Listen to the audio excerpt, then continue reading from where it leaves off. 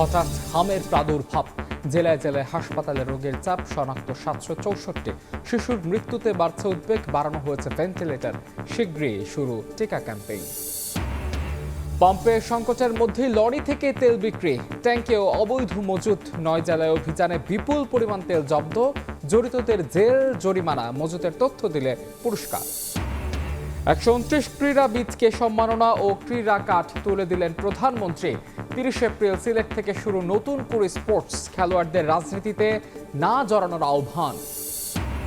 জুলাই যোদ্ধাদের সুরক্ষায় সম্মত সরকারি দল, গণভোট আদেশ হওয়ায় উত্থাপন হবে না, সংসদে অধ্যাদেশ হলে উত্থাপন, জানালেন স্বরাষ্ট্রমন্ত্রী। এবং 1/11-তে তারেক রহমানকে নির্যাতনকারীদের একজন সাবেক ডিজিএফআই কর্মকর্তা আফজাল বেগম জিয়ার চিকিৎসাতেও দেন বাধা, আদালতে রাষ্ট্রপক্ষ 6 দিনের রিমান্ড।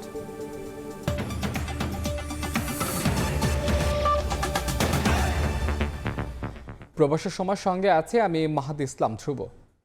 দেশে হঠাৎ করেই হামের প্রাদুর্ভাব, এখন পর্যন্ত শনাক্ত হয়েছে 764 জন রোগী। কারণ হিসেবে নিয়মিত টিকাদান কার্যক্রম ব্যাহত হওয়াকে দুষছেন চিকিৎসকরা। ঢাকার বাইরে রোগীর চাপে অনেক হাসপাতালে দেখা দিয়েছে শয্যা সংকট। পরিস্থিতি মোকাবেলায় নানা উদ্যোগ নেয়ার মধ্যে বিভিন্ন জায়গায় শিশু মৃত্যুর খবরে বাড়ছে উদ্বেগ।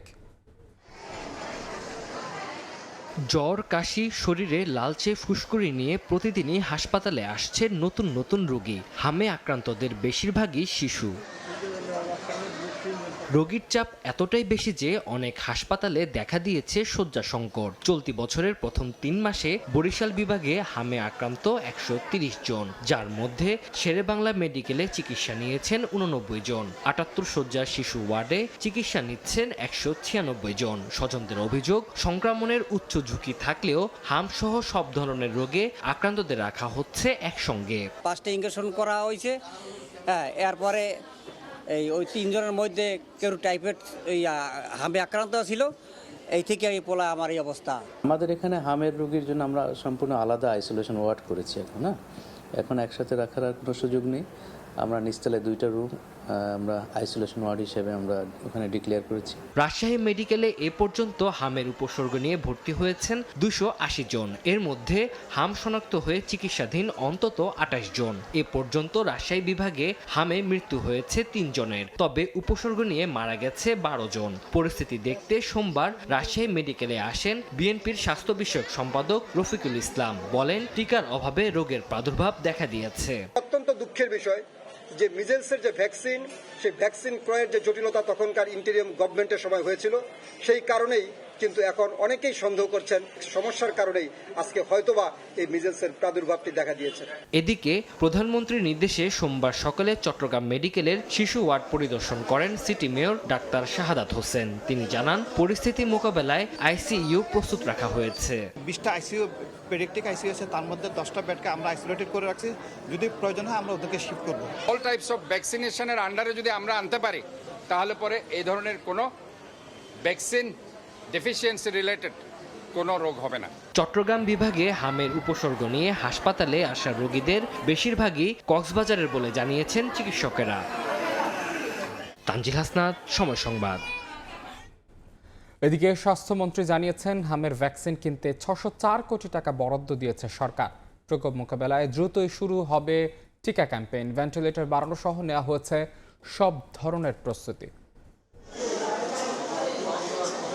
সংক্রামক ব্যাধি হামে আক্রান্ত হয়ে হাসপাতালে বেড়েছে রোগীর চাপ, যাদের সবাই শিশু। শ্বাসতন্ত্রকে আক্রমণ করে দ্রুত একজন থেকে অন্যজনে ছড়িয়ে পড়ে এ রোগ। চলতি বছর দেশে এখন পর্যন্ত 764 হাম রোগী শনাক্ত হয়েছে। সারা দেশ থেকে আসা রোগীর চাপ বেড়েছে রাজধানীর সংক্রামক ব্যাধি ও ডিএনসিসি ডেডিকেটেড হাসপাতালে। চিকিৎসকরা বলছেন, টিকার নিয়মিত কার্যক্রম ব্যাহত হওয়ার কারণেই বেড়েছে প্রাদুর্ভাব। চলতি বছর সংক্রামক ব্যাধি হাসপাতালে এ রোগে আক্রান্ত হয়ে ভর্তি হয়েছে 600-র বেশি রোগী, আর মারা গেছে 22 শিশু। কোনো টিকা দান কেন্দ্রে টিকার অভাব ছিল, রোগীদের অভিভাবকের কথা অনুযায়ী অভাব ছিল, তাদেরকে হয়তো অন্য কোনো সেন্টারে যেতে বলা হয়েছে বা অপেক্ষা করতে বলা হয়েছে, এবং যে কোনো কারণে হোক পরবর্তীতে আর টিকাটা নেওয়া হয়নি। প্রতি 5 বছর পর পর একটা ক্যাচ আপ ক্যাম্পেইন করতে হয়। এই ক্যাচ আপ ক্যাম্পেইনটা 2024-এর শেষের দিকে হওয়ার কথা ছিল, যেটা হয়নি। তো এটাও একটা গুরুত্বপূর্ণ কারণ হতে পারে। তবে উদ্বেগের বিষয় হলো আক্রান্তদের অধিকাংশের বয়সই 9 মাসের কম। এতে দুশ্চিন্তা বাড়ছে অভিভাবকদের। আবার কারো কারো টিকা নেয়ার পরও হয়েছে হাম। ছোট ছোট আমরা তো কইতাম অ্যালার্জি, আবার লুতি কইতাম। এই গেছিলের ব্যথার আবার ওষুধ খাওয়াই দিয়ে ওষুধ দিলে ডাক্তারের কাছে গেছিলেন যেন ওষুধ দিছে, তখন এটা বেশি বাড়ি গেছে। জ্বরের ওষুধ খাওয়াই দিছে, ইঞ্জেকশন দিছে। আজকে আবার ডাক্তার দেখলো, দেখে আবার স্যালাইন লাগাইছে। এখন দেখি আল্লাহ ভরসা। টিকা আমরা 9 মাসে দিতে পারি নাই।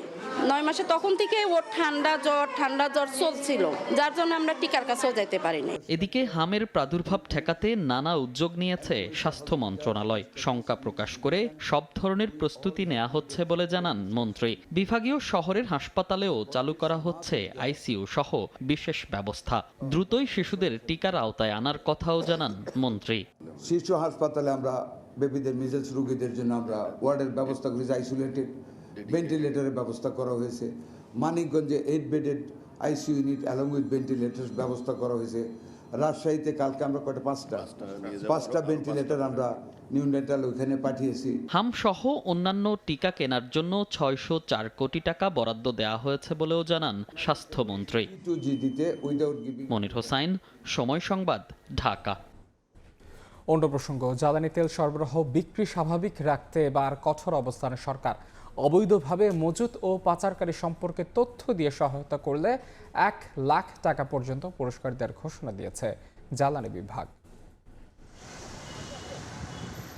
জ্বালানি তেলের জন্য রাজধানীর বিভিন্ন পাম্পে লম্বা লাইন, অপেক্ষা যানবাহন চালকদের। এর মধ্যেই সরবরাহ সংকটে রাজধানীর মিরপুর, আসাদগেট, গাবতলী সহ বিভিন্ন এলাকার কয়েকটি পাম্প বন্ধ রাখে কর্তৃপক্ষ। মতিঝিল বরাবর যে কয়টা পাম্প আছে সব বন্ধ, মৎস্য ভবনের পাম্প বন্ধ। অনেক পাম্পে তেল আছে, তারা আমার মনে হচ্ছে তারা তেল দিতেছে না। ট্যাঙ্কি ফুল করে তেল নিয়ে বিভিন্ন জায়গা থেকে তারা ঘরে বিভিন্ন জায়গায় ড্রামের মধ্যে তারা মজুত করে রাখছে। ঢাকার বাইরেও রয়েছে জ্বালানি সংকট।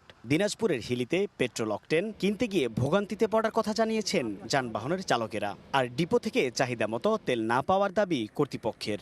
আসলে তো তেল পেলাম না, ঘুরে যাচ্ছি। পেট্রোল অকটেন যদি 3000 দেয় তো গাড়ি হয় 6000। গ্রাহক চাহিদা বিবেচনায় সিরাজগঞ্জের বাঘাবাড়ি ডিপো থেকে উত্তরবঙ্গের 16 জেলা ও ময়মনসিংহ বিভাগের 4 জেলা সহ মোট 20 জেলায় সরবরাহ বেড়েছে প্রায় 30,000 লিটার।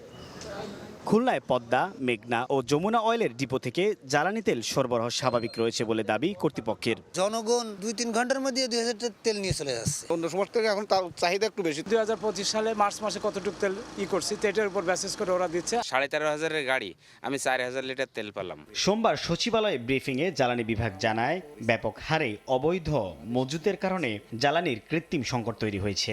এ পর্যন্ত আমরা প্রায় 2,08,650 মেট্রিক টন জ্বালানি তেল আমরা উদ্ধার করতে সমর্থ হয়েছি অভিযানের মাধ্যমে। এপ্রিলে মালয়েশিয়ার বিএসপি থেকে 2টো পাবো, আমরা ইউনিপ্যাকের 1টা পাবো। এই সব মিলে আরো প্রায় 1,50,000 মেট্রিক টনের মতো। জ্বালানি তেলের অবৈধ মজুদ ও পাচারকারীদের সম্পর্কে প্রশাসনকে তথ্য দিয়ে সহায়তাকারীর জন্য 1 লাখ টাকা পর্যন্ত পুরস্কার ঘোষণা করেছে জ্বালানি ও খনিজ সম্পদ বিভাগ। সাইফুল ইসলাম, সময় সংবাদ। সরবরাহ সংকটে কিছু ফিলিং স্টেশনে মিলছে না জ্বালানি তেল। কোথাও মিললেও বাড়তি চাহিদায় হিমশিম অবস্থা। এই যখন পরিস্থিতি, তখন জেলায় জেলায় অভিযানে মিলছে নানা অনিয়ম। গাজীপুরে প্রায় 33,000 লিটার ডিজেল অকটেন সহ 9 জেলায় জব্দ করা হয়েছে বিপুল পরিমাণ তেল। এ সময় জড়িতদের জেল জরিমানা করে প্রশাসন। জ্বালানি তেলের অবৈধ মজুদ রোধে কঠোর অবস্থানে প্রশাসন। জেলায় জেলায় শুরু হয়েছে অভিযান। রাজধানীর কুড়িল প্রগতি সরণির কাজী মোটরস নামে একটি দোকানে অভিযান চালিয়ে অবৈধভাবে মজুত করা 350 লিটার জ্বালানি তেল জব্দ করেছে আইনশৃঙ্খলা বাহিনী। এই সময় আটক করা হয় একজনকে। গাজীপুরের কোনাবাড়িতে পেট্রোল পাম্প বন্ধ রেখে কৃত্রিম সংকট তৈরির অভিযোগে মেসার্স আব্দুল আলী ফিলিং স্টেশনে অভিযান চালায় যৌথ বাহিনী। এ সময় প্রায় 34,000 লিটার জ্বালানি তেল জব্দ করে ভ্রাম্যমাণ আদালত। প্রতিষ্ঠানটির মালিককে 1 মাসের কারাদণ্ড দেয়া হয়। জব্দ করা জ্বালানি সরকারিভাবে বিক্রির উদ্যোগ নিয়েছে জেলা প্রশাসক। আমরা গোপন সংবাদের ভিত্তিতে একটা রিলায়েবল একটা ইনফরমেশন পাওয়ার পরে আমরা এখানে আসি। আসার পরে আমরা দেখতে পাই যে এটা বন্ধ অবস্থায় পাই। আমরা প্রবেশ করার পরে আমরা দেখতে পাই যে স্টোরেজে প্রায় 28,000 2,500 ডিজেল এবং 5,500 অকটেন পাওয়া যায়। ভোক্তা অধিকার সংরক্ষণ আইনে 45 ধারায় যে অবৈধভাবে জ্বালানি তেল যে সংরক্ষণ করেছে এই জন্য তাকে 1 মাসের বিনাশ্রম কারাদণ্ড প্রদান করা হয়েছে। চট্টগ্রামের ফৌজদারহাটের সলিমপুরে একটি গ্যারেজের পাশে লরির ট্যাঙ্কে তেল মজুত রাখার অভিযোগে অভিযান চালায় জেলা প্রশাসন। জব্দ করা হয় 25,000 লিটার ডিজেল। তবে পাওয়া যায়নি জড়িত কাউকে। জেলায় এখন পর্যন্ত 58 মামলা ও 4 লাখ টাকা জরিমানা করা হয়েছে। এখানে আমরা 25,000 লিটার তেল পেয়েছি। ইতিমধ্যে আমাদের জেলা প্রশাসন আমরা ইতিমধ্যেই প্রায় 31,000 লিটার তেল আমরা জব্দ করেছি। বিশেষ ক্ষমতা আইনে তাদের বিরুদ্ধে মামলা হবে এবং আমরা মামলা হওয়ার পরে তাদের বিরুদ্ধে ব্যবস্থা গ্রহণ করব।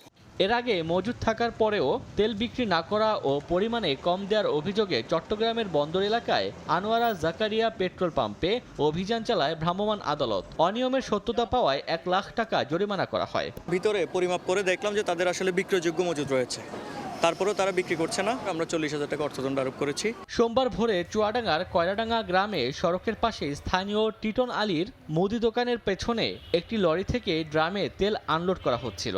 খবর পেয়ে সেখানে অভিযান চালিয়ে প্রায় 11,000 লিটার জ্বালানি তেল সহ ট্যাঙ্ক লরি জব্দ করে পুলিশ। আটক করা হয় 4 জনকে।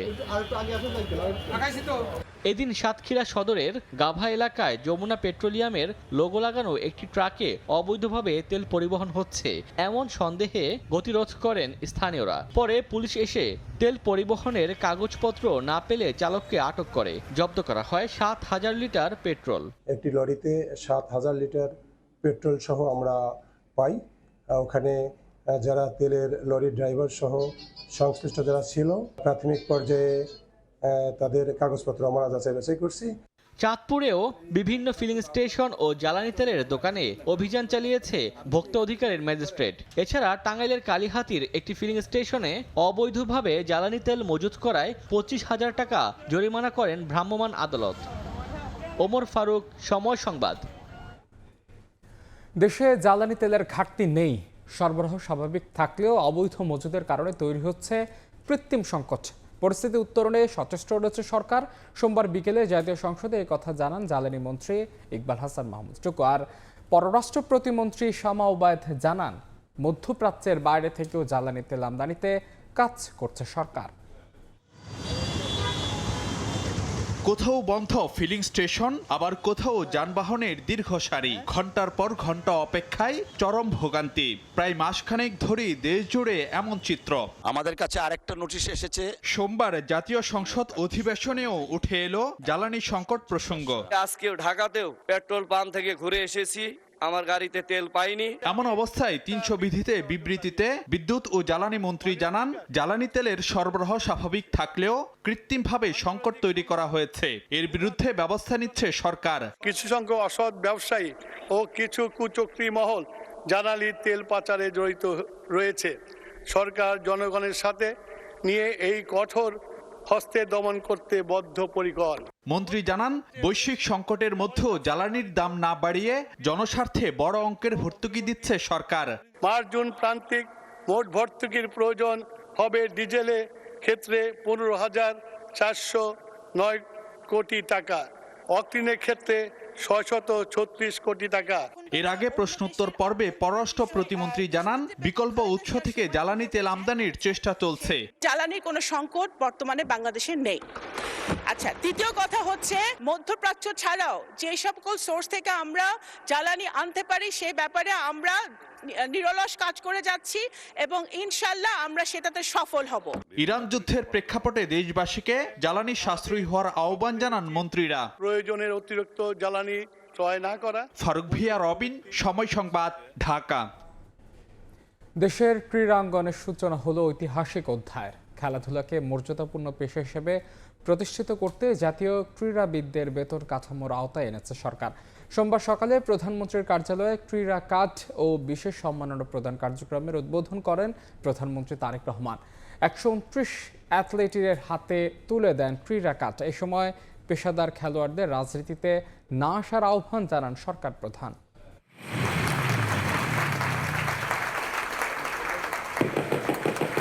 শখ কিংবা নিছক বিনোদন নয়, দেশের অ্যাথলিটদের জন্য রচিত হলো অনন্য এক ইতিহাস।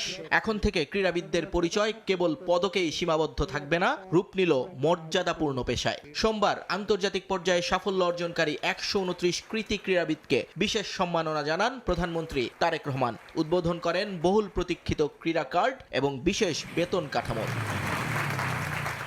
আন্তর্জাতিক অঙ্গনে স্বর্ণ, রৌপ্য এবং তাম্র পদকজয়ী অ্যাথলিটদের হাতে আর্থিক পুরস্কারের চেক তুলে দেওয়া হয়। একক পর্যায়ে স্বর্ণজয়ীরা 3 লাখ এবং দলগত জয়ীরা পান 2 লাখ টাকা করে। সবচেয়ে বড় চমক ছিল নিয়মিত ক্রীড়া ভাতার ঘোষণা, যেখানে তালিকাভুক্ত প্রত্যেক খেলোয়াড়ের জন্য প্রতি মাসে বরাদ্দ 1 লাখ টাকা।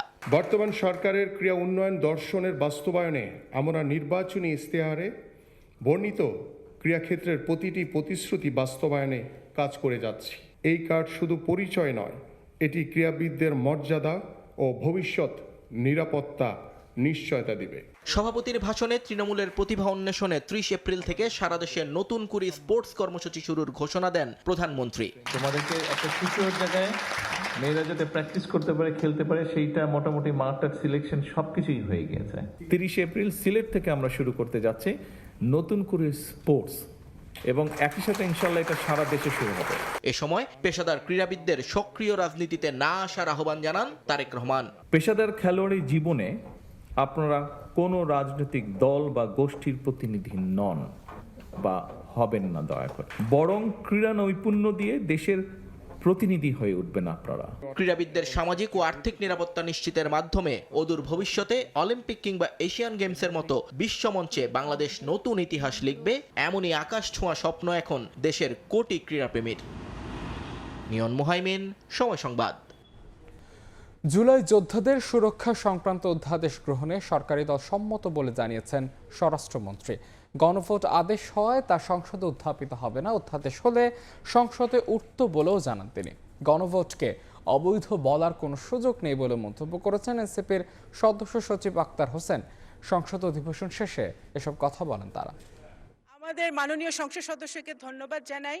প্রথম অধিবেশনের চতুর্থ দিনের অধিবেশন শুরু হয় সোমবার বিকাল 3:30টায়। দিনের কার্যসূচির প্রশ্নোত্তর পর্বে জুলাই অভ্যুত্থানে পুলিশের ভূমিকা নিয়ে প্রশ্ন তোলেন রংপুর 4 আসনের সংসদ সদস্য আক্তার হোসেন। বলেন, বাহিনীর সদস্যরা যারা জনগণের উপর গুলি চালিয়েছে এবং গুম খুনের সঙ্গে জড়িত, তাদের বিরুদ্ধে কি ব্যবস্থা নিচ্ছে সরকার।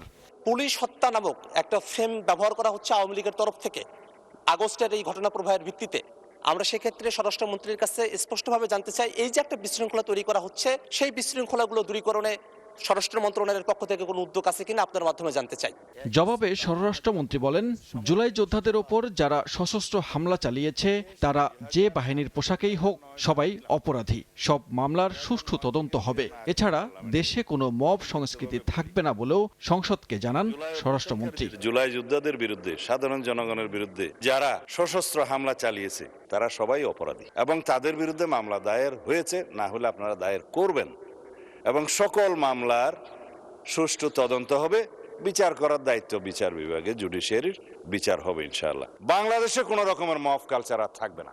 অধিবেশন শেষে বেরিয়ে স্বরাষ্ট্রমন্ত্রী বলেন, অধ্যাদেশ না হয় গণভোট সংসদে উত্থাপন হবে না। অন্যদিকে গণরায় উপেক্ষা করার সুযোগ নেই বলে মন্তব্য করেন আক্তার হোসেন। এটা অধ্যাদেশই নয়, সেজন্য এটা সংসদে উত্থাপিত হয়নি। 133টা অধ্যাদেশ ছিল, এটা তার বাইরে একটি আদেশ। তা আদেশ সংসদে উত্থাপিত হয় না, এবং এই আদেশটা বৈধ কি বৈধ না সেই বিষয়ে জুডিশিয়ারিতে এখন চ্যালেঞ্জ হয়ে আছে। একটা রিটে রুল জারি হয়েছে। সরকার দল গণভোটের জন্য যে অধ্যাদেশ, সেই অধ্যাদেশকে তারা যদি সংসদে অ্যাপ্রুভ নাও করেন, যে গণভোট অনুষ্ঠিত হয়েছে সেটাকে কোনোভাবেই অবৈধ বলার কোনো সুযোগ নেই, বরং গণভোট অবশ্যই বৈধ এবং আইনগতভাবে তার বৈধতাকে কোনোভাবেই আর চ্যালেঞ্জ করা যাবে না। সোমবার অধিবেশনে 31 মার্চ জুলাই সনদ নিয়ে সংসদে আলোচনার জন্য 2 ঘন্টা সময় নির্ধারণ করা হয়েছে। সানবীর রূপল, সময় সংবাদ, ঢাকা। দায়িত্ব নেওয়ার 1 মাসে সরকারের বিভিন্ন কার্যক্রমে জনমনে যে আস্থা তৈরি হয়েছে তা স্থানীয় নির্বাচনে বিএনপির জন্য ভালো ফল নিয়ে আসবে বলে আশাবাদী প্রধানমন্ত্রীর উপদেষ্টা ও বিএনপির সিনিয়র যুগ্ম মহাসচিব রুহুল কবির রিজভী। তবে রাজনৈতিক বিশ্লেষকরা মনে করছেন, দলীয় প্রতীক বাদ দিয়ে স্থানীয় নির্বাচন হওয়া উচিত। সরকার সে পথে হাঁটলে এই নির্বাচন নিয়ে মাঠ পর্যায়ে নিজেদের শক্তি পর্যালোচনায় আরও সময় নেবে বিএনপি। মুরসালিন হক জুনায়েদের রিপোর্ট। ত্রয়োদশ জাতীয় সংসদ নির্বাচনের পর গঠিত সরকার পার করেছে 1 মাসের বেশি সময়। দায়িত্ব পাওয়া মন্ত্রীরা ব্যস্ত নিজ নিজ মন্ত্রণালয়ে, সংসদ অধিবেশনে নতুন বাংলাদেশের বন্দোবস্ত নিয়ে ব্যস্ত নয়া আইন প্রণেতারা। আজ থেকে এই মহান সংসদে এরই মাঝে আগ্রহ শুরু হয়েছে স্থানীয় সরকারের নির্বাচন নিয়ে। ফেব্রুয়ারির নির্বাচনের পরে 2 দফায় দেশের 11 সিটি কর্পোরেশনে নিজ দলের লোককে প্রশাসক হিসেবে নিয়োগ দেয় বিএনপি জোট সরকার। এর ফলে স্থানীয় জনপ্রতিনিধি নির্বাচন নিয়ে সৃষ্ট ধোঁয়াশা কাটাতে সচেষ্ট আছেন দলের মহাসচিব ও সংশ্লিষ্ট মন্ত্রী। আমরা সেই আলোচনা করছি, আমাদের সিদ্ধান্ত হলেই আমরা জানিয়ে দেব। এবছর তো বটেই। তবে স্থানীয় সরকার নির্বাচনের ঘোষণা যখনই হোক নিজেরা প্রস্তুত আছেন বলে জানালেন বিএনপি নেতারা। পাশাপাশি জাতীয় সংসদের মতোই স্থানীয় সরকার নির্বাচনেও ইতিবাচক ফলের ব্যাপারে আত্মবিশ্বাসী বিএনপি আলাদা কোনো প্রস্তুতি দরকার নাই। যখনই সরকার ঘোষণা করবে নির্বাচন, তখনই প্রস্তুতি নিতে পারবে আর কি দল। দলীয় প্রতীকে স্থানীয় নির্বাচন আয়োজনে রাজনৈতিক পরিপক্কতা এখন অর্জিত হয়নি এমন মন্তব্য করে রাষ্ট্রবিজ্ঞানের এই শিক্ষক বলছেন, নির্দলীয় প্রতীকে নির্বাচন হলে আওয়ামী লীগের অংশগ্রহণ ঠেকানো যাবে না, আর তাই তৃণমূলের শক্তি পর্যালোচনায় সময় নেবে বিএনপি। হয়তো মাঠের অবস্থা পর্যালোচনা করার পরেই যে তাদের শক্তিটা কিরকম হইতে পারে সেটার একটা অ্যাসেসমেন্ট তারা করবে, এবং করার পরেই হয়তো বা আমার মনে হচ্ছে যে তারা এই নির্বাচনটা দিবে। নির্দলীয় হলে একটা রিস্ক তো থাকবেই, সেটা হলো যে আওয়ামী লীগ বা আওয়ামী লীগের প্রার্থীরা তখন স্থানীয় পরিষদের নির্বাচনে প্রতিদ্বন্দ্বিতা করবে। আপনি তো তাদের না করবেন কিভাবে? তবে সাধারণ মানুষের কাছে সরকারি সেবা নিরবিচ্ছিন্ন করতে স্থানীয় সরকার নির্বাচন নিয়ে বিলম্ব করা যাবে না বলে মত এই বিশ্লেষকের। খুব দ্রুত স্থানীয় সরকার নির্বাচন হওয়া দরকার। মুরসালিন হক জুনায়েদ, সময় সংবাদ, ঢাকা। 1/11 আমলে তারেক রহমানকে গ্রেফতার করে নির্যাতনে জড়িতদের একজন সাবেক ডিজিএফআই কর্মকর্তা আফজাল নাসের জুলাই হত্যা মামলায় রিমান্ড শুনানিতে রাষ্ট্রপক্ষের কৌঁসুলি আরও বলেন, ইউনাইটেড হাসপাতালে বেগম খালেদা জিয়ার চিকিৎসায়ও বাধা তৈরি করেন তিনি। শুনানি শেষে আফজালের 6 দিনের রিমান্ড মঞ্জুর করেন আদালত। 2006 থেকে 2008 সাল পর্যন্ত ডিজিএফআই এ কর্মরত ছিলেন আফজাল নাসের। 1/11 সময় প্রধানমন্ত্রী তারেক রহমান সহ বহু রাজনৈতিক নেতাদের নির্যাতনে বারবার নাম আসে তার।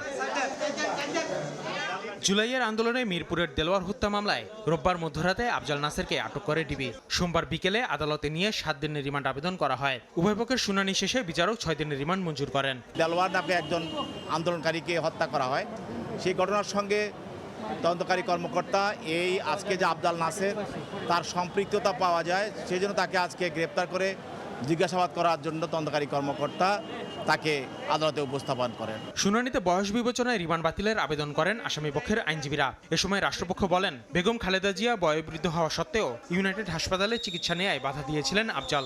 দেশনেত্রী বেগম খালেদা জিয়া তিনি অনুরূপায় হয়ে ইউনাইটেড হসপিটালে চিকিৎসা নেওয়ার জন্য তাকে নেওয়া হয়েছিল, কিন্তু এই আফজাল নাসের ইউনাইটেড গ্রুপের প্রশাসনিক কর্মকর্তা থাকার কারণে তার ক্ষমতা ব্যবহার করে তাকে ইউনাইটেড হসপিটালেও চিকিৎসা নিতে দেয় নাই। এ পর্যন্ত 1/11 কুশীলব 3 সেনা কর্মকর্তাকে গ্রেফতার করেছে আইন শৃঙ্খলা বাহিনী। আসিফ মোহাম্মদ সিয়াম, সময় সংবাদ, ঢাকা। 2007 সালে 1/11 সরকারের সময় আলোচিত সেনা কর্মকর্তা মাসাদ উদ্দিন চৌধুরী ও শেখ মামুন খালেদের বিরুদ্ধে লিখিত অভিযোগ দিচ্ছেন ভুক্তভোগীরা। গ্রেফতার, নির্যাতন, জিম্বি করে অর্থ আদায় সহ নানা অভিযোগ তাদের। এদিকে 1/11 সরকার গঠনে এই 2 সেনা কর্মকর্তা ছাড়াও আরও কয়েকজনের সম্পৃক্ততা পেয়েছে ডিবি। মাসুদুর রহমানের রিপোর্ট। সম্প্রতি 3 দিনের ব্যবধানে গ্রেফতার হন 1/11 সরকারের সময় আলোচিত সেনা কর্মকর্তা মাসুদ উদ্দিন চৌধুরী ও শেখ মামুন খালেদ, দুজনই অবসরপ্রাপ্ত লেফটেন্যান্ট জেনারেল। এদের মধ্যে জেনারেল মাসুদকে মানব পাচারের অভিযোগে গ্রেফতার দেখানো হয়, আর জেনারেল মামুনকে জুলাই হত্যা মামলায় গ্রেফতার করে গোয়েন্দা পুলিশ। 2 সেনা কর্মকর্তাকে গ্রেফতারের পর আবারও আলোচনায় 2007 সালের 11 জানুয়ারি জরুরি অবস্থা জারি করে গঠিত 1/11 সরকার। মাসুদের দ্বিতীয় দফা আর মামুনের প্রথম দফা রিমান্ড চলছে। গোয়েন্দা পুলিশ জানিয়েছে 2007 সালে রাষ্ট্রপতিকে দিয়ে জরুরি অবস্থা জারির দায় এখনো স্বীকার করেননি তারা। আর বিএনপির তৎকালীন সিনিয়র যুগ্ম মহাসচিব ও বর্তমান প্রধানমন্ত্রী তারেক রহমানকে গ্রেফতার ও নির্যাতনের দায় অন্যদের ওপর চাপিয়েছেন দুজন।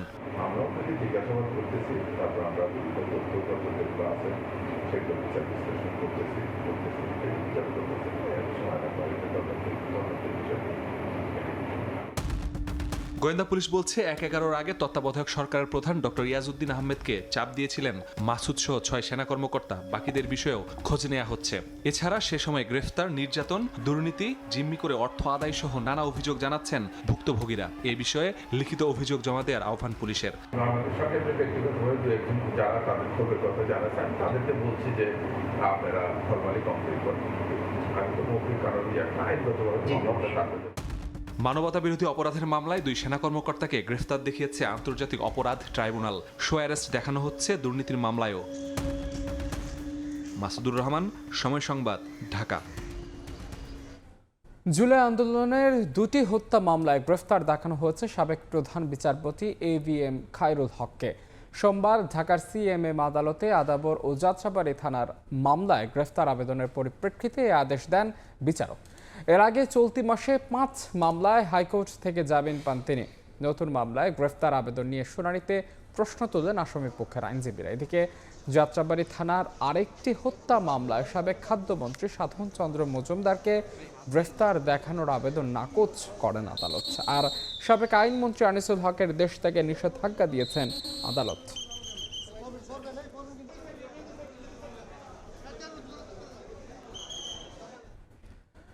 গণভোট বাতিল হলে আইনগত হুমকির মুখে পড়বে নির্বাচিত সংসদ, এমন দাবি করেছেন জামাতের আইনজীবী শিশির মনির। স্বয়ংক্রিয়ভাবে গণভোট বাতিলের কোনো সুযোগ নেই বলে মন্তব্য করেন তিনি। সোমবার হাইকোর্টে ব্রিফিংয়ে সাংবাদিকদের এসব কথা জানান জামাতের কেন্দ্রীয় কমিটির কর্মপরিষদ সদস্য ও আইনজীবী শিশির মনির। গণভোট অধ্যাদেশকে ইনফ্র্যাকচুয়াস হিসেবে ল্যাপস করার প্রস্তাব করা হয়েছে। নির্বাচনের তফসিল, তার সাথে জুলাই সনদ বাস্তবায়ন আদেশের ধারা 6 এবং গণভোট অধ্যাদেশের শিডিউলে উল্লিখিত 30টি ঐকমত্যের বিষয়, এইগুলো এতভাবে ইন্টারলিঙ্কড, একটাকে যদি আরেকটা থেকে আলাদা করা হয় তাহলে আরেকটা অটোমেটিক মৃত্যুবরণ করবে। চিকিৎসকদের সহযোগিতা ছাড়া দেশের চিকিৎসা খাতের উন্নয়ন করা সম্ভব নয় বলে মন্তব্য করেছেন স্বাস্থ্যমন্ত্রী সরদার মোহাম্মদ শাখাওয়াত হোসেন। এ সময় তিনি চিকিৎসকদের এগিয়ে আসার আহ্বান জানান। সোমবার রাতে রাজধানীর হোটেল ইন্টারকন্টিনেন্টালে আয়োজিত আন্তর্জাতিক কনফারেন্সের সমাপনী অনুষ্ঠানে বিশেষ অতিথির বক্তব্যে তিনি আহ্বান জানান। অনুষ্ঠানে যোগ দিয়ে সমাজ কল্যাণ মন্ত্রী ডাক্তার AZM জাহিদ হোসেন বলেন, চিকিৎসকদের সেবা দেওয়ার মানসিকতা তৈরি করতে হবে।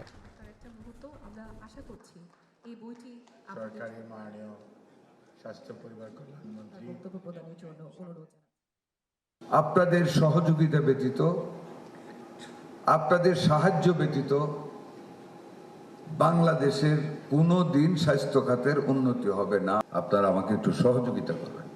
আমি চিরদিন আপনাদের জন্য দোয়া করবো যতদিন আমি বাঁচি। This is my humble submission to all the cardiologists.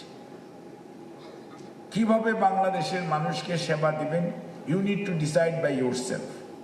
এখানে don't go যে কে কোন কালার, কে কোন politically believe. Forget about all these things. Cause is that it is a cardiology patient and you need to treat it. এই country আপনাদের support চায়, এই country আপনাদের সহযোগিতা চায়।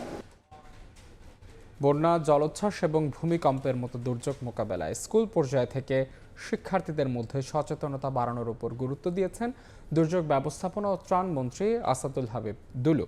সোমবার সকালে সেভ দ্য চিলড্রেন আয়োজিত অনুষ্ঠানে তিনি আরও জানান, দুর্যোগ মোকাবেলায় যথাযথ ব্যবস্থা নিতে কাজ করছে সরকার। এক্ষেত্রে সরকার নির্বাচনী ইশতেহার অনুযায়ী কাজ করছে বলে জানান তিনি। আয়োজনে দুর্যোগের সময় শিক্ষার্থী সহ সবার সচেতনতা বাড়াতে দেশব্যাপী মেট ক্লাব প্রতিষ্ঠার কথা তুলে ধরা হয়।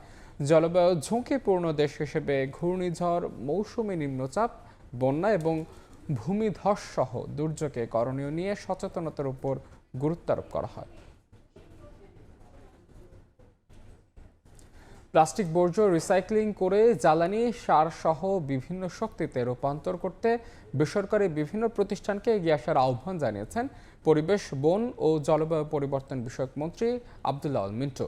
বলেন, এ বিষয়ে সরকারের পূর্ণ সহযোগিতা থাকবে। সোমবার সন্ধ্যায় রাজধানীর গুলশানে বাংলাদেশ প্লাস্টিক বর্জ্য কমিয়ে কার্বন হ্রাস টেকসই অর্থনীতির নতুন সমাধান বিষয়ক কর্মশালায় তিনি কথা বলেন, সরকারি বেসরকারি সহযোগিতায় দেশের সম্পদ দিয়ে দেশে প্লাস্টিক সহ বিভিন্ন পণ্যের ব্যবস্থাপনা সম্ভব। আর এতে করে বিদেশি কাঁচামাল আমদানি নির্ভরতা কমানো সম্ভব হবে। We are looking for a kind of private sector or the people who have the quality and the innovation to start recycling those waste. It is not only plastic, even the solid waste of the city corporation. Government should be very, very cooperative for private and public partnership. Even only private sector we are going to help to ensure that whether it is waste or any other raw materials available in the country, to transform that into a wealth for the society. রাষ্ট্রের গুরুত্বপূর্ণ ব্যক্তি, প্রশাসন ও পুলিশের ঊর্ধ্বতন কর্মকর্তাদের ছবি, নাম ব্যবহার করে ফেসবুকে ভুয়া অ্যাকাউন্ট খুলে প্রতারণার অভিযোগে রিপন নামে একজনকে গ্রেফতার করেছে ঢাকা মহানগর গোয়েন্দা পুলিশ। সোমবার বিকেলে তাকে গ্রেফতার করা হয়। এদিন সন্ধ্যায় ডিএমপির মিডিয়া বিভাগ থেকে পুলিশের উপকমিশনার তরিকুল ইসলাম এসব তথ্য জানান। এ সময় তিনি আরও বলেন, একটি সংঘবদ্ধ প্রতারক চক্র দীর্ঘদিন ধরে ফেসবুকে পুলিশের ঊর্ধ্বতন কর্মকর্তা, সরকারের গুরুত্বপূর্ণ ব্যক্তি ও প্রশাসনের উচ্চ পদস্থ কর্মকর্তাদের নাম এবং ছবি ব্যবহার করে ভুয়া অ্যাকাউন্ট তৈরি করে বিভ্রান্তিকর পোস্ট দিয়ে সাধারণ মানুষকে প্রতারিত করে আসছিল। তথ্য প্রযুক্তির সহায়তায় ডিবির একটি টিম অভিযান চালিয়ে রিপনকে গ্রেফতার করে। এ সময় তার কাছ থেকে দুটি মোবাইল ফোন জব্দ করা হয়। তবে এগুলা আমরা কেবলই আজকেই বিকালেই তাকে গ্রেফতার করা হয়েছে। এই আইডিটা আমাদের কাছে সাসপিসিয়াস মনে হয়েছে, যে সন্দেহজনক মনে হয়েছে। তো এই সন্দেহজনক মনে হওয়ার প্রেক্ষিতে আমরা কিছু অনুসন্ধান করি এবং আমরা কিছু গোয়েন্দা তথ্য সংগ্রহ করি যে এটা আসলে কে করতেছে, কিভাবে করতেছে, তার ভিত্তিতেই আমরা তাকে গ্রেফতার করি। সে কার কার সাথে প্রতারণা করেছে সেগুলো আমাদের এখনও যাচাই বাছাই প্রক্রিয়ার মধ্যে আছে। পরবর্তীতে হয়তো আমরা ভিকটিমদেরকে এই মামলার সাথে তাদের কাছ থেকে অভিযোগ নিয়ে এটার সাথে ইনকর্পোরেট করতে পারবো। কক্সবাজার টেকনাফ মেরিন ড্রাইভে চলন্ত জিপের পেছনের অংশ ছিটকে পড়ে আহত হয়েছেন 8 পর্যটক। সোমবার দুপুরে টেকনাফের মহেশখালিয়া পাড়ায় এই দুর্ঘটনা ঘটে। প্রত্যক্ষদর্শীরা জানান, নারায়ণগঞ্জ থেকে আসা 12 জন পর্যটক কক্সবাজার থেকে একটি ট্যুরিস্ট জিপ নিয়ে টেকনাফের 0 পয়েন্টে আসেন। জ্বালানি তেল নিতে ফিলিং স্টেশনে আসে জিপটি। সেখানে না পেয়ে জিপটি দ্রুত গতিতে আরেকটি পাম্পে যাচ্ছে। হঠাৎ গাড়ির পেছনের অংশ খুলে পড়লে ছিটকে পড়েন পর্যটকরা। তাদের উদ্ধার করে উপজেলা স্বাস্থ্য কমপ্লেক্সে নিয়ে যান স্থানীয়রা। খুলনায় প্রাইভেট কারের ধাক্কায় রিকশা থেকে পড়ে মাথায় আঘাত পেয়ে খুলনা বিশ্ববিদ্যালয়ের আইন বিভাগের শিক্ষার্থী মৌমিতা হালদারের মৃত্যু হয়েছে। সোমবার সন্ধ্যায় জেলা পরিষদ ভবনের সামনে এই দুর্ঘটনা ঘটে। স্থানীয়রা জানায়, রিকশায় ডাক বাংলা মোড় থেকে নিজ গন্তব্যে যাচ্ছিলেন মৌমিতা। এ সময় একই দিকে থেকে আসা দ্রুত গতির একটি প্রাইভেট কার রিকশাটিকে ধাক্কা দিলে মৌমিতা নিচে পড়ে মাথায় আঘাত পেয়ে গুরুতর আহত হন। স্থানীয়রা উদ্ধার করে দ্রুত খুলনা মেডিকেল কলেজ হাসপাতালে নিয়ে গেলে চিকিৎসক তাকে মৃত ঘোষণা করেন।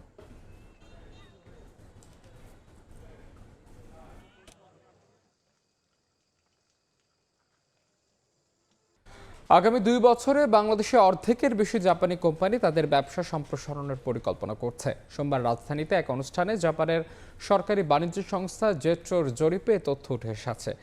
এতে আরও বলা হয়, দেশে ব্যবসা করা প্রায় অর্ধেক জাপানি কোম্পানি 2025 সালে 50% বেশি মুনাফার আশা করছে।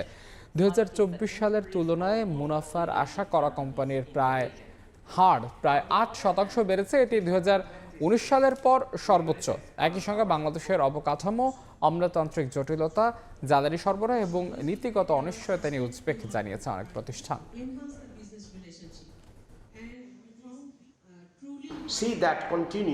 বাংলাদেশের উন্নয়নে জাপান দীর্ঘদিন ধরে ওডি এর মাধ্যমে গুরুত্বপূর্ণ অংশীদার হিসেবে ভূমিকা রেখে চলেছে। তবে বর্তমান সরকার এমন একটি নতুন অর্থনৈতিক মডেল চায় যেখানে বিনিয়োগের মাধ্যমে উৎপাদন বৃদ্ধি, কর্মসংস্থান সৃষ্টি এবং টেকসই প্রবৃদ্ধি নিশ্চিত হবে। আমরা আশা করি ভবিষ্যতে বাংলাদেশে জাপানের বিনিয়োগ তাদের বৈশ্বিক বিনিয়োগের গড় দেশভিত্তিক অংশীদারের চেয়ে বেশি হবে। আমরা সত্যিই চাই জাপান উৎপাদন খাতে বিনিয়োগ করুক, কারণ এতে টেকসই কর্মসংস্থান নিশ্চিত হবে। এই বিনিয়োগ প্রবাহ জোরদারে দূতাবাস সক্রিয় ভূমিকা রাখবে বলে আমি আশা রাখি। সিটি সুগার ইন্ডাস্ট্রিজ লিমিটেড এবং সাজিদা ফাউন্ডেশনের দুটি বন্ড অনুমোদন দিয়েছে বিএসইসি। সোমবার জরুরি কমিশন সভায় এই অনুমোদন দেওয়া হয়। সিটি সুগার ইন্ডাস্ট্রিজ লিমিটেডের 1300 কোটি টাকার 3 বছর মেয়াদী শতভাগ নিরাপদ 0 কুপন বন্ড অনুমোদন পায়। এই বন্ডের ডিসকাউন্ট রেট নির্ধারণ করা হয়েছে 13.5% এবং প্রতি ইউনিটের অভিহিত মূল্য 10 লাখ টাকা। অপরটি দেশের প্রথম অরেঞ্জ বন্ড হিসেবে সাজেদা ফাউন্ডেশনের 258.50 লাখ টাকার 1 থেকে 3 বছর মেয়াদী 0 কুপন বন্ড অনুমোদন দেওয়া হয়। এর ডিসকাউন্ট রেট হবে 7% থেকে 11.5% পর্যন্ত। বন্ড দুটি বিক্রির পর অল্টারনেটিভ ট্রেডিং বোর্ডে তালিকাভুক্ত হবে। জনস্বাস্থ্যে সরকারি প্রচারণায় পত্রিকার মতো টেলিভিশনকেও বিজ্ঞাপন ফি প্রদানের প্রস্তাব দিয়েছেন বেসরকারি টেলিভিশন চ্যানেলের প্রতিনিধিরা। এক্ষেত্রে বিজ্ঞাপনের মূল্য নির্ধারণে কমিটি গঠনের চিন্তা করছে তথ্য সম্প্রচার মন্ত্রণালয়। সরকারের নির্দেশনায় জনস্বার্থে উন্নয়ন কর্মকাণ্ড, নীতি ও জনসচেতনতামূলক বিভিন্ন কার্যক্রম প্রচার করে থাকে বেসরকারি টেলিভিশনগুলো। বিভিন্ন সময়ে এ ধরনের বিজ্ঞাপন বিনামূল্যে প্রচার করলেও এবার মূল্য নির্ধারণের প্রস্তাব জানিয়েছে বেসরকারি টেলিভিশন মালিকদের সংগঠন অ্যাটকো। সোমবার বিকেলে সচিবালয়ে তথ্য ও সম্প্রচার মন্ত্রণালয়ে মতবিনিময় সভায় নেতারা এ দাবি জানান। আমাদের কাছে বিভিন্ন মন্ত্রণালয়, বিভিন্ন সংস্থা থেকে নানান ধরনের টিভিসি এবং তথ্য যায়।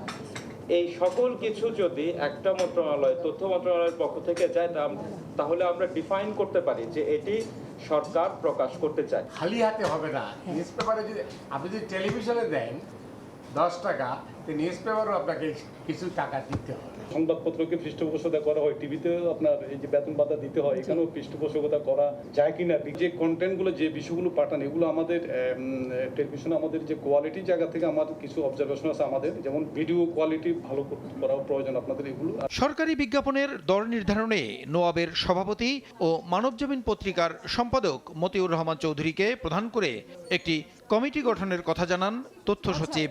কতটুকু কম রেটে আমাদেরকে বিজ্ঞাপনগুলো প্রচার করা যায়, আমাদেরকে কতটুকু সহযোগিতা করা যায়, এই বিজ্ঞাপন কিংবা আমাদের সরকারের যে প্রচারণাগুলো কিভাবে যাবে, তার জন্য একটা কমিটি যেটা মোদি ভাইয়ের নেতৃত্বে হবে। এ সময় বাংলাদেশ টেলিভিশনের মান বাড়াতে উদ্যোগ নেওয়ার কথাও বলেন তথ্য ও সম্প্রচার সচিব।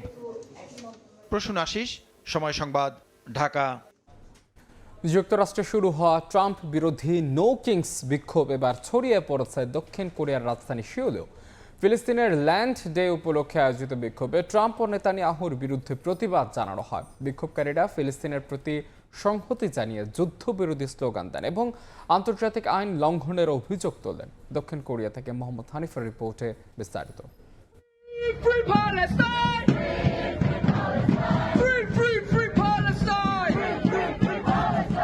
যুক্তরাষ্ট্রে শুরু হওয়া ট্রাম্প বিরোধী নো কিংস আন্দোলন এখন বৈশ্বিক এক বিক্ষোভে রূপ নিয়েছে। এবার এই আন্দোলনের প্রভাব পড়েছে দক্ষিণ কোরিয়ার রাজধানী সিউলে। ট্রাম্প ও ইসরায়েলের প্রধানমন্ত্রী বিনিয়ামিন নেতানিয়াহুর বিরুদ্ধে বিক্ষোভ সমাবেশে অংশ নেন হাজার হাজার মানুষ, যেখানে যুদ্ধবিরোধী স্লোগানে মুখর ছিল গোটা রাজপথ।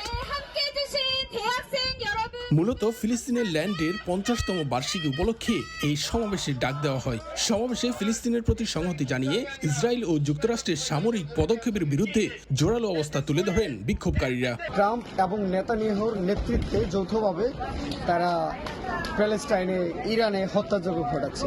আমরা এই হত্যাযজ্ঞের প্রতিবাদে এখানে সম্মিলিত হয়েছি। কোরীয়রা ছাড়াও বিভিন্ন দেশের নাগরিক, শিক্ষার্থী, চিকিৎসক, মানবাধিকার কর্মী এবং অভিবাসীরা অংশ নেন।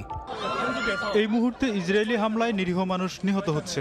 একজন চিকিৎসক হিসেবে আমি এটা কোনোভাবেই মেনে নিতে পারছি না। তাই আমি এই প্রতিবাদে অংশ নিতে এসেছি। একজন চিকিৎসক হিসেবে আমার দায়িত্ব জীবন রক্ষা করা। তাই আমি যুদ্ধের বিরুদ্ধে।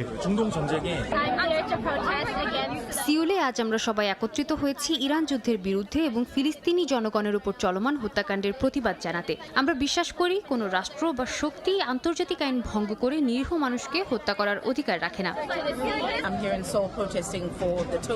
আজ সিউলে দাঁড়িয়ে আছি ফিলিস্তিনের পূর্ণ ও নিঃশর্ত মুক্তির দাবিতে এবং সামগ্রিকভাবে মধ্যপ্রাচ্যের শান্তি ও ন্যায় বিচারের জন্য। প্রেসিডেন্ট ট্রাম্পের নীতিগুলো মধ্যপ্রাচ্যে অস্থিরতা বাড়িয়েছে। ইরানকে এই সংঘাতে টেনে আনা হয়েছে, যার ফলে পুরো অঞ্চলটি চরম বিশৃঙ্খলার মধ্যে পড়ে গেছে। আমরা এটা মেনে নিতে পারি না। সমাবেশে অংশগ্রহণকারীরা ট্রাম্প এবং বিনিয়ামিন নেতানিয়াহুর তীব্র সমালোচনা করেন। তারা ফ্রি প্যালেস্টাইন ও ইরানি হামলার প্রতিবাদে নানা স্লোগান দেন। সমাবেশ শেষে তারা যুক্তরাষ্ট্র ও ইসরায়েল দূতাবাসের নিকটবর্তী এলাকায় পদযাত্রা করেন। দক্ষিণ কোরিয়া থেকে মোহাম্মদ হানিফ, সময় সংবাদ। বিধানসভা নির্বাচনকে কেন্দ্র করে ক্রমেই উত্তপ্ত হচ্ছে ভারতের পশ্চিমবঙ্গের রাজনীতি। দুর্নীতি, স্বজনপ্রীতি সহ ক্ষমতাসীন তৃণমূলের বিরুদ্ধে বিভিন্ন অভিযোগ বিরোধীদের। অন্যদিকে ভোটার তালিকা সংশোধন আর SIR বিতর্কে কোণঠাসা বিজেপি। তবে অভিনেতা রাহুল অরুণোদয় বন্দ্যোপাধ্যায়ের আকস্মিক মৃত্যুতে রাজনৈতিক অঙ্গনে শোকের ছায়া নেমেছে। কলকাতা থেকে বিস্তারিত জানাচ্ছেন সুব্রত আচার্য, ক্যামেরায় ছিলেন বিশ্বজিৎ দাস। অভিনেতা রাহুল অরুণোদয় বন্দ্যোপাধ্যায়ের অকাল মৃত্যু যেন পশ্চিমবঙ্গের চিরাচরিত ভোট প্রচারের ছবিটা কয়েক ঘন্টার জন্য হলেও পাল্টে দিল।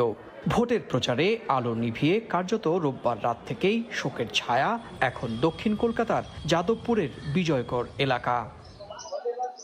ময়নাতদন্তের পর রাহুলের মরদেহ বাড়িতে নেওয়া হয়। বিনোদন জগতের পাশাপাশি বিভিন্ন রাজনৈতিক দলের নেতারাও শেষ শ্রদ্ধা জানান। রাহুলের মৃত্যুতে শোক প্রকাশে এক ধরনের ঐক্য দেখা গিয়েছে শীর্ষ মহলে। মুখ্যমন্ত্রী মমতা বন্দ্যোপাধ্যায়, বিরোধী দলীয় নেতা শুভেন্দু অধিকারী শোক প্রকাশ করেন। রাহুল কোন মতাদর্শে বিশ্বাসী সেটা বড় ফ্যাক্টর না, এখানে সবার আসার অধিকার আছে, সবার দেখাবার অধিকার আছে, তার পরিবারের সাথে যোগাযোগ করার অধিকার আছে, কিন্তু স্লোগান দেওয়ার অধিকার কোনো রাজনৈতিক দলের এখানে নেই। আমরা রাজনীতি করি, আমরা রাজনীতি জায়গায় রাজনীতি স্লোগান দিই, এখানে কোনো স্লোগান দেবো না। আমরা এখানে দাঁড়ানো মাত্রই বলছে আমরা নাকি স্লোগান দিয়েছি, আমরা কিন্তু আমরা কোনো রকম প্রচারে আসিনি। তদন্ত হওয়া দরকার, কেন আমরা এইরকম একজন অ্যাক্টরকে হারালাম নেগলিজেন্সের জন্য। আমি বেঁচে আছি, সে নেই, আমার ভাবতেই কষ্ট হয়। শেষ বিদায়ে ভিড় করেন প্রতিবেশী, আত্মীয়, সহকর্মী, কাছের মানুষ। একদিকে পরিবারের শোক, অন্যদিকে শিল্পমহলের স্তব্ধতা। সব মিলিয়ে বিজয়গড়ের পরিবেশ যেন বলে দিচ্ছে এই মৃত্যু শুধুই এক পরিবারের ক্ষতি নয়, এটি বাংলা বিনোদন জগতেও এক গভীর শূন্যতা।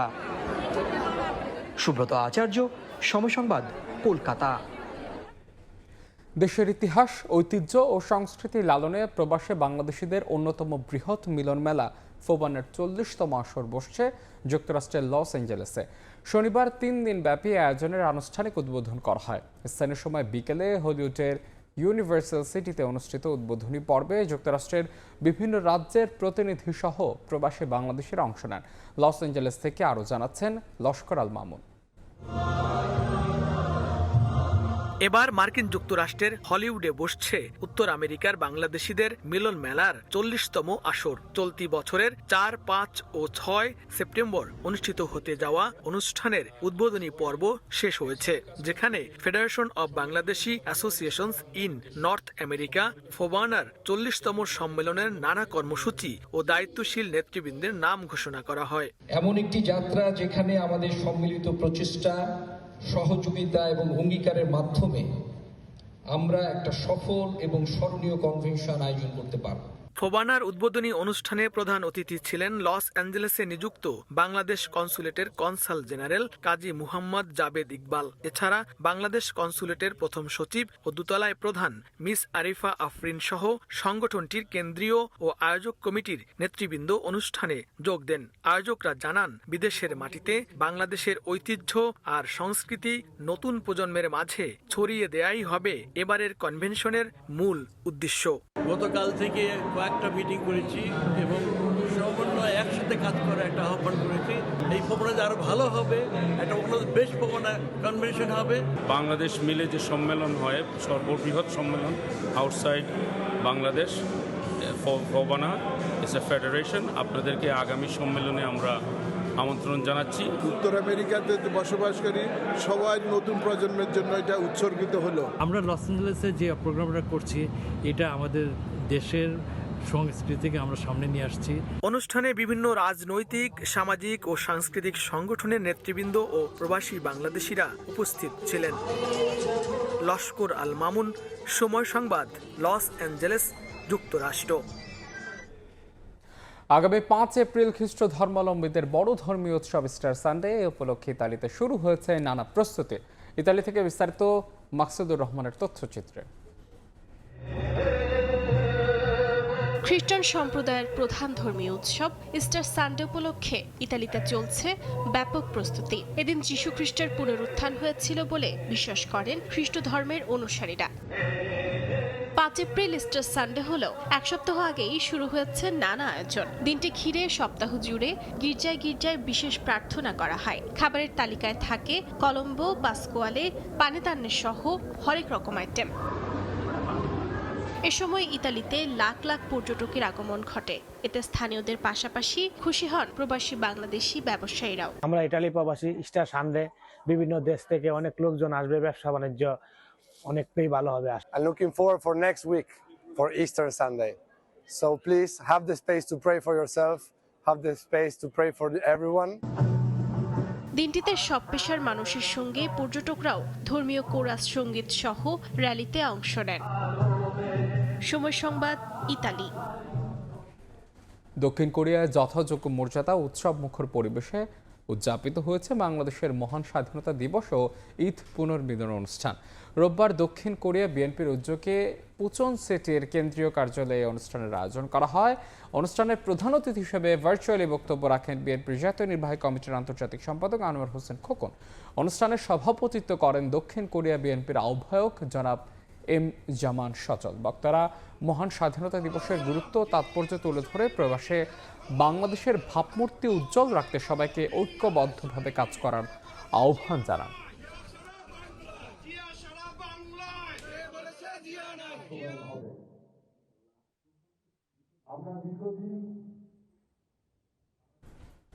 দেখছেন প্রবাসের সময়, সঙ্গেই থাকুন।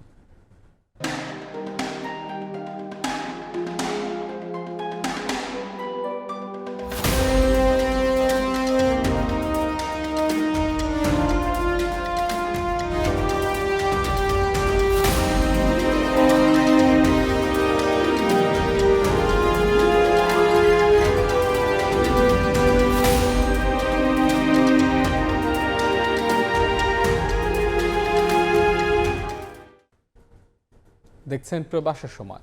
খেলার খবর। নামমাত্র স্টেডিয়াম নয়, আন্তর্জাতিক ম্যাচ আয়োজনের সক্ষমতা রাখে এমন স্টেডিয়াম তৈরির নির্দেশ দিয়েছেন প্রধানমন্ত্রী তারেক রহমান।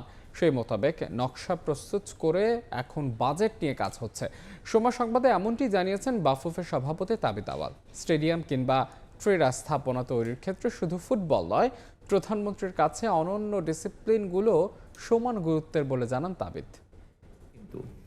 ক্রীড়াবিদদেরকে একটি সমৃদ্ধ জাতি গঠনে ক্রীড়াঙ্গনের গুরুত্বের কথা বেশ ভালোভাবেই জানা তারেক রহমানের। প্রধানমন্ত্রীর দায়িত্ব নিয়ে মাত্র 1.5 মাসের মাথায় অ্যাথলিটদের আর্থিক নিরাপত্তার জন্য যুগান্তকারী পদক্ষেপ তার। দেশের সব ক্রীড়া সংশ্লিষ্টদের সঙ্গে নিয়ে তার এমন আয়োজনে পিছিয়ে পড়া ক্রীড়াঙ্গনে নতুন আশার সঞ্চার।